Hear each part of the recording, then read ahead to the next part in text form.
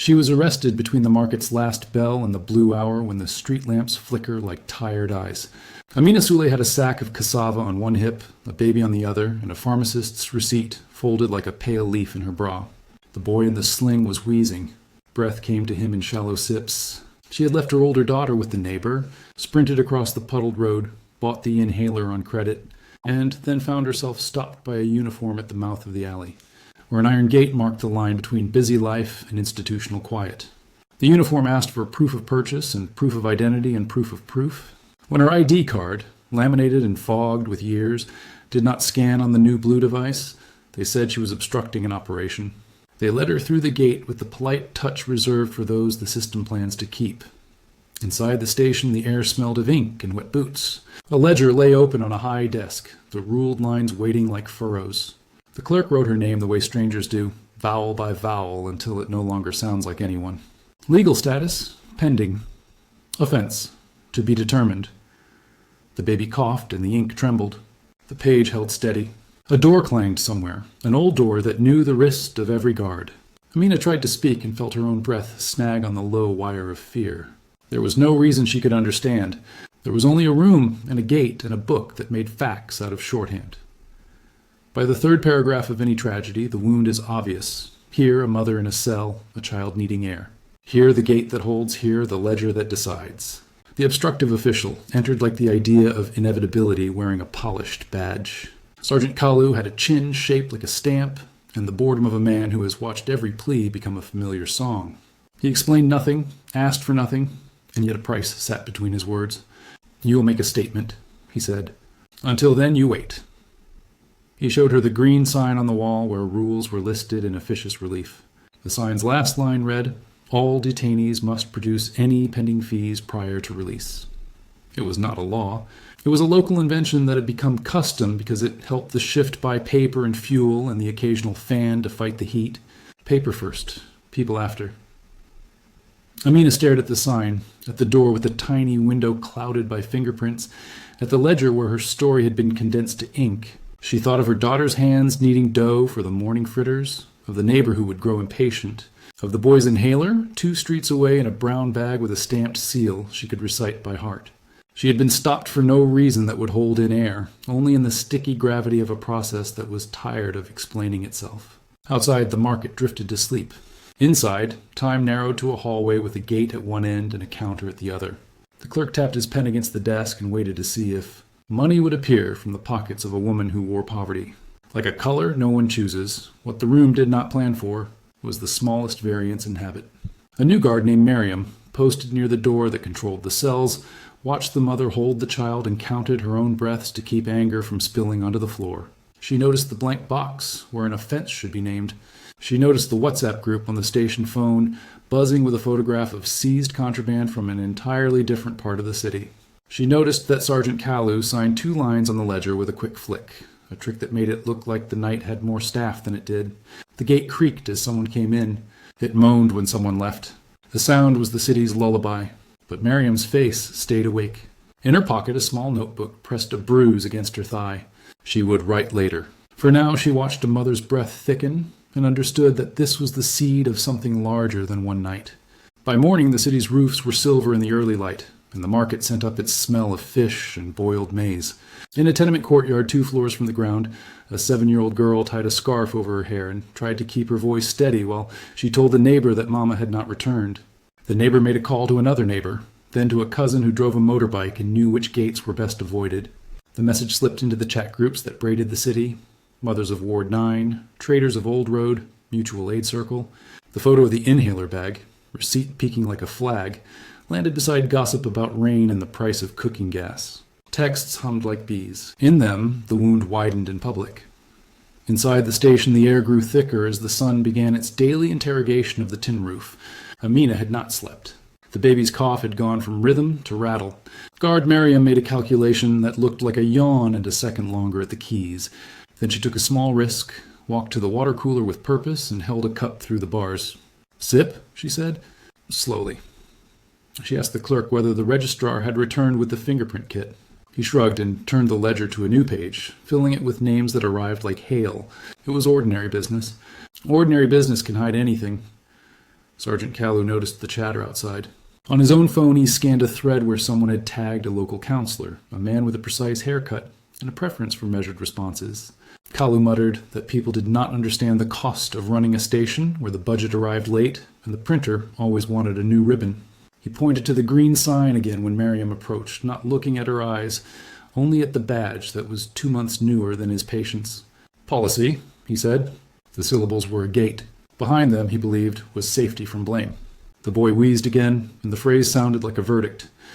At noon, under the market awning where shade has its own currency, a community voice raised herself above the casual rhythm. Mama Bintu had sold rice for 30 years and learned the mathematics of fairness by watching coins change hands. She did not shout, but people listened when she spoke. She took the inhaler bag, held it like a document of the state, and said the quiet thing aloud, that a poor mother had been jailed for no reason, that a child was paying for a custom the city had learned to ignore, that the ledger in the station was writing a story with vanishing ink. Her words reached beyond the stalls. A volunteer with an old android went live on Telegram for the circle that tracked bureaucratic harm. The comments scrolled. Name the station. Tag the leader. Stay safe.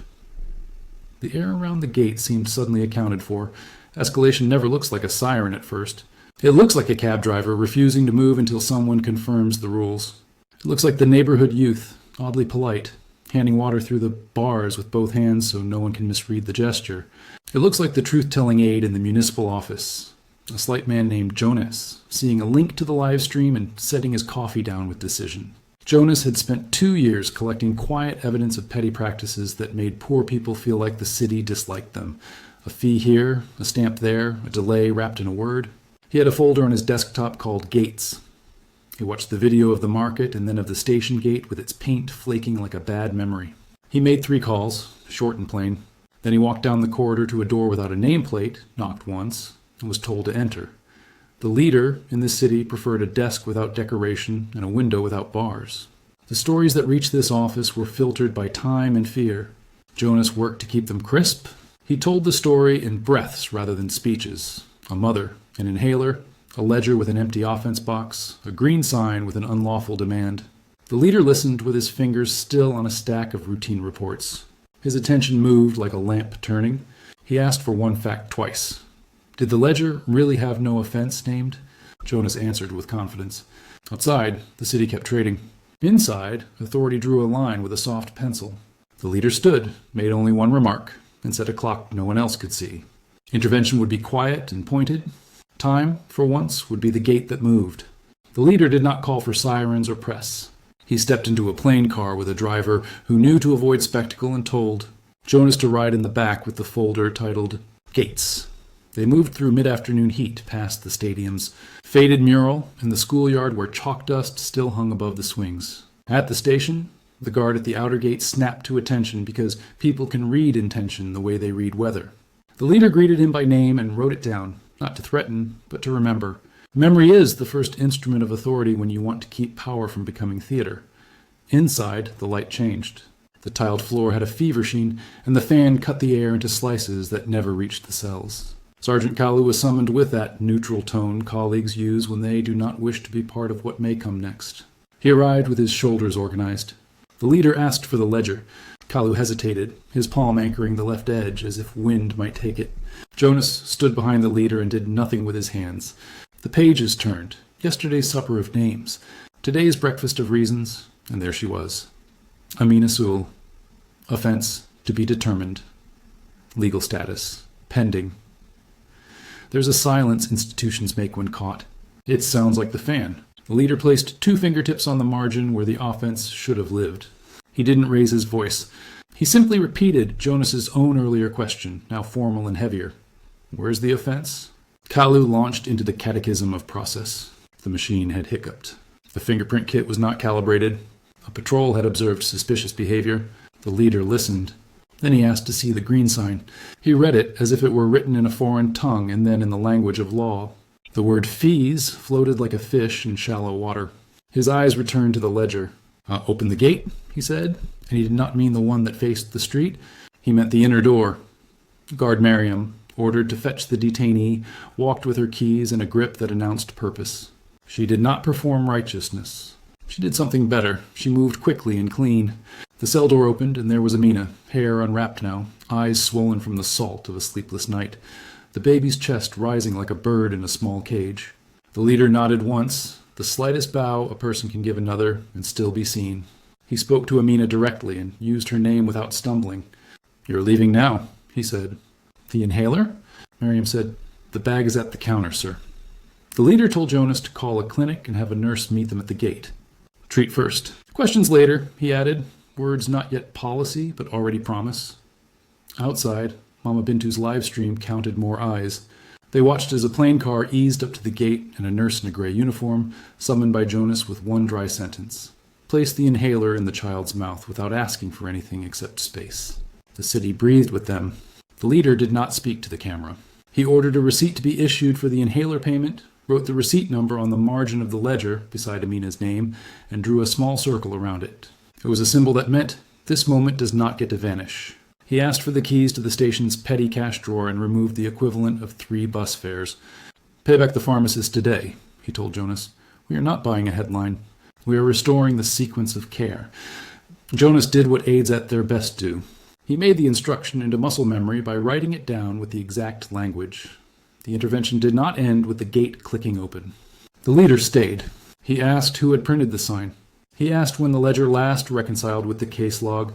He asked for 3 documents: the patrol report that led to the arrest, the station's weekly memo on charges filed, and the budget transfer record that showed how the small unofficial fees were keeping the lights on.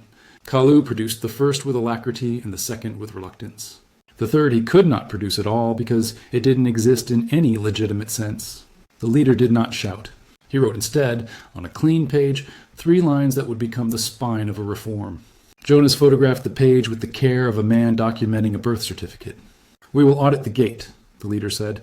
"We will forbid the ledger from holding blank offenses. We will rewire money so that breath does not wait for paper." He closed the ledger like a door being taught to behave.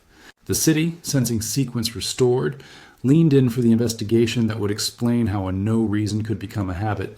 Audits, when done with honesty, are stories told by numbers. Jonas assembled a small team that included Miriam, because she knew where practice diverged from the posted rules. They started with the gate, an old metal mouth that kept time with groans. The visitor log, clipped to a board with a rusted hinge, showed that late-night detentions spiked every month at the same week, the one before the station's supplies were replenished. WhatsApp messages from a Station Essentials group hinted at a ritual, printer ribbon finished. Fuel for generator? Anyone? Shall we tighten the gate for 2 nights? The tightening had a shape. Detainees with minor or no offenses were held until someone produced either an affidavit, a favor, or a fee. The ledger carried these stories as faint smudges the way a cloth holds the scent of last week's fire. The first artifact Jonas photographed was the clause stenciled at the bottom of the green sign. It cited a memorandum number that did not exist in any public archive. The sign was a product of necessity dressed as policy. It had sprouted in this station after an inspection banner years ago praised self-sufficiency as a virtue. There was the broken mechanism, a perverse incentive not written anywhere that told officers to fund dignity by taxing desperation. Miriam, recalling her first week's training, said the quiet truth.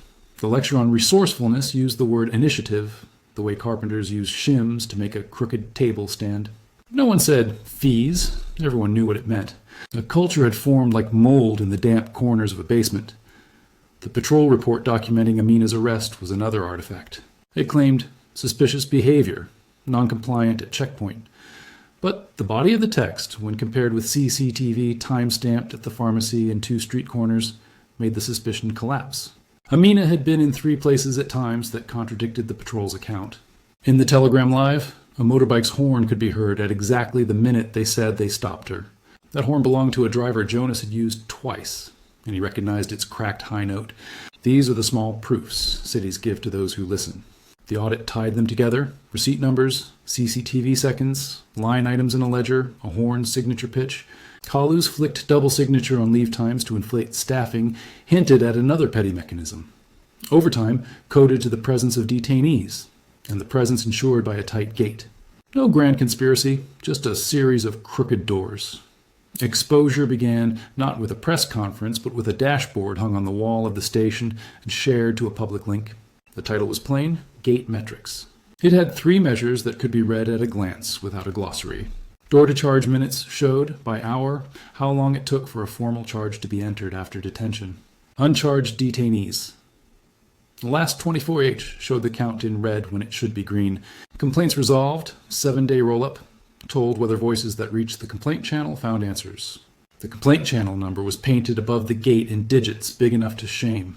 Underneath, a service-level promise: we acknowledge within 4 hours, we resolve in 48. The station chief, given a choice between embarrassment and reform, tried to negotiate gray. The leader chose exposure. The dashboard refreshed on the hour, fed by the ledger, now mirrored in a simple database, Jonas and a city IT clerk, built on a dusty computer that had been used to play solitaire during slow nights.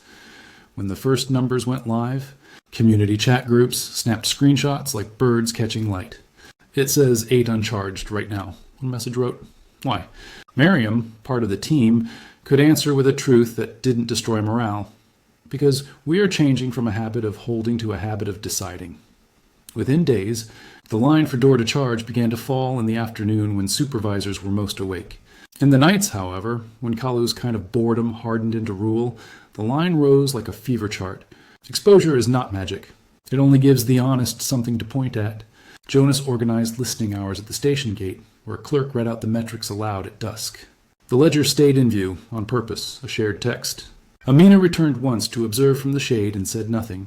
She held her children and watched the door open and close, an ordinary hinge learning new manners. There were consequences. Internal affairs moved with unusual clarity after the audit documented patterns rather than anecdotes. A short suspension landed on Kalu like a mild storm, and a reprimand sat in his file like a stone. Not vengeance. A correction. The purchasing office, triggered by the embarrassment of seeing solvent shortages cited as the ancestor of civic harm, expedited approvals for station supplies, and more importantly, promised a monthly fuel stipend that would not be tethered to arrests. The leader refused to celebrate. He asked instead for the policy that had allowed a sign to impersonate law to be named and revoked in language that would survive staff turnover in summer heat. Exposure had done its work. Now reform needed teeth. The policy arrived with a name that could fit on a sticker without losing power. They called it the 6-hour gate rule. If a person was detained without a formal charge entered into the ledger and mirrored on the dashboard within 6 hours, the gate opened. No fees, no conditions invented while someone searched pockets. It was a simple reordering that sounded radical, only because the old order had made the extraordinary feel normal. The leader signed it with ink that bled slightly through the page, as if insisting on visibility. Jonas took the signed page to the print shop and returned with 17 laminated copies. One went above the green sign's old nail. The green sign itself was taken down with public ceremony, so modest it felt private. A reform without a money map is a promise with a hole. Funding moved next. The invisible tax extracted through fees was banned. In its place, a transparent station essentials fund was established, fed by a line item in the city budget tied not to arrests, but to population served and complaint resolutions met. Ban the perverse incentive. Replace it with a clear path. That was the spine. A monthly public ledger for that fund was posted beside the gate metrics dashboard. Paper, fuel, printer ribbon, fan repair. No names, just needs met or unmet. The community, including Mama Bintu's traders, contributed oversight with the kind of nosy love that keeps institutions honest. In the first month, when a fan repair appeared twice, Jonas caught the duplicate and sent a quiet note. The correction was made in ink, an apology, which is where trust begins, metrics sharpened. The dashboard added a third line, denials in last 24 hours. This counted how many attempted detentions were refused at the threshold because the reason did not meet the standard. The number was small at first because habit is a heavy coat. It rose as the training took. Those trainings were embarrassingly simple by design. Every shift did a drill at the gate. A clerk played the citizen with a bag of groceries, a guard played the skeptic, a supervisor played the law. They repeated a script that emphasized sequence: identify, explain, document, decide, and then they timed themselves, writing a legitimate reason into the ledger. No paper drama, no power pantomime, just practice. Within 2 weeks, the door's sound changed. It stopped moaning like something held against its will. Complaints found a channel that worked. A number and a short code could be dialed without data, and the promise of 4-hour acknowledgement became muscle rather than dream. Jonas staffed the first week himself, and then trained 2 clerks and a retired teacher who had the voice of a trusted aunt. Calls were logged with stamped timestamps and linked to ledger entries with little dots of colored sticker. You could look at the wall and see a map of care forming. Those who attempted to test the edges, staging an argument for social media or fishing for a bribe from the other side, discovered that the system's boredom with drama was its strength. The gate opened when the rule said. It stayed closed when a charge was real and written. Fairness, boring by design, began to carry the day. Enforcement mattered, not as spectacle, but as discipline. 2 officers who quietly tried to reintroduce processing fees through a side window found their pay docked and their supervisor required to post a note on the dashboard. Violation detected, corrected. Audit next Tuesday, 9 a.m. The shame was procedural, not theatrical. Kalu returned from suspension with new transfers stamped on his file. To logistics, where numbers answer to numbers. To training, where he had to recite the 6-hour gate rule to new recruits and let them hear how it sounded in his own mouth. No one cheered. It is not satisfying in a cinematic way. It is satisfying in the way breath is satisfying. You do not notice it when it is free. The leader visited without cameras once more when the first month closed. He stood by the gate while the nurse from the clinic, the same one who had arrived with the inhaler, walked by on her way to lunch. They nodded to each other like people in a city that had decided not to be cruel by accident. Amina came to the station to sign a statement acknowledging wrongful detention resolved and to collect the petty cash reimbursement, which had already been returned to the fund by a line item labeled Leadership Advance Repay. She read the dashboard, while her children tugged at her skirt. Door-to-charge minutes had dipped into a cool band of green. Complaints resolved showed 86%. Denials in the last 24 hours read 3. She smiled without drama and left by the same gate that had once closed on her for no reason, the sound now ordinary, the door a servant instead of a boss. There is a boredom to good systems, and it is the friend of peace. Months later, the station's gate opened and closed to the rhythm of the street, and no one gathered to watch. The dashboard lost its novelty and became wallpaper that still worked on the soft part of the mind that wants to be seen. The ledger's pages turned, each line burdened only by the truth it was asked to carry. The 6-hour gate rule slid into speech. Is it within 6? A clerk would ask as naturally as someone checks rain with a hand. The complaint channel rang less, and when it did, the voice that answered was calm because the plan was no longer a plan. It was a habit. Habit spread. The registry office 2 blocks away, where birth certificates used to wait behind a pile of misplaced stamps, adopted a cousin of the 6-hour rule, the 3-day name promise. Hospitals hung their own metric boards outside emergency doors with the humility to show red when red was the truth. Triage minutes, denials. Last 24H. Beds open. A conductor on the municipal transit line wrote a schedule by hand and posted it above his cabin with the quiet pride of a man who understands that punctuality is a public mercy. The city invented dull rituals of accountability, monthly culture checks where someone asked, not dramatically, which rule is growing old, which habit is slipping, and these rituals began to feel, in their modesty, like festivals that had forgotten the drums but kept the dance. Amina's daughter, who had learned to tie headscarves tight and wake before dawn, started 3rd term at the school that had once sent home a notice warning that unpaid fees could result in exclusion. The new head teacher, influenced by the city's tonic, reversed sequence there too. Teach first, bill later, with the bursary board listing donations and expenses in chalk. Amina herself kept the inhaler on a shelf as carefully as one keeps a passport. She passed the station gate on market days and sometimes saw Miriam at her post, holding the keys like a pen holds a poem, lightly, responsibly. Their nods were now unremarkable. In those nods lived the country of we. The obstructive official did not become a villain in a cautionary tale. He became a man who could be seen. Kalu learned the procurement forms and discovered that if you respect the ledger, it respects you back. Once at a training, he caught a recruit drifting into the old rhythm of asking for something not on the schedule. He interrupted with surprising gentleness and quoted the 6-hour gate rule as if it were scripture. He did not need redemption. He needed a rule that made better sense than the gravity that had pulled him into laziness. The leader never gave a speech about the night at the station.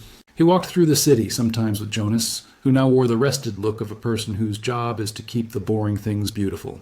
They visited the gate, which had been oiled so well it no longer made a sound. The silence pleased them. Numbers did the talking. Door-to-charge minutes hovered where they should. Denials in last 24 hours drifted up and down like a tide governed by a patient moon.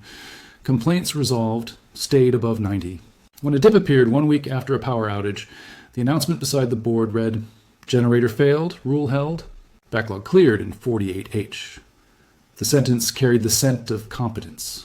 At dusk, as shadows extended like careful fingers, the city exhaled in one piece. The market's bells insisted on their ordinary end-of-day melody. Amina counted change with the ferocity of someone who had learned that small arithmetic protects breathing. She taught her son to inhale, hold, exhale, the simple cycle she named the city's prayer. The story of the night she spent waiting for no reason did not vanish. It became a story told at weddings when a toast required a blessing, and at funerals when someone needed to remember why doors matter. People would glance toward the gate when they told it, and the gate, behaving, offered no commentary. Nothing shocking happened anymore, and that was the shock the title had promised. The surprise was not that a poor mother had been jailed for no reason. The surprise was that the city decided to reorder the sequence, so reason returned to the front of the line. A ledger that once held blank spaces now held entries that could stand up in daylight. A door that once moaned learned to be quiet. A breath that once snagged found its pace. And because habits are how cultures pray, the station kept the rule without ceremony, and that dull fidelity, day after day, month after month, became the miracle no one would call a miracle. Only fairness, sturdy enough to sit like a stool at the gate and greet whoever approached with the same steady word, "Welcome?" And let us do this properly. Thanks for staying with us till the end. If this story moved you, add your voice so more gates learn to open for the right reasons. And if you liked the video, then like, share, comment, and subscribe.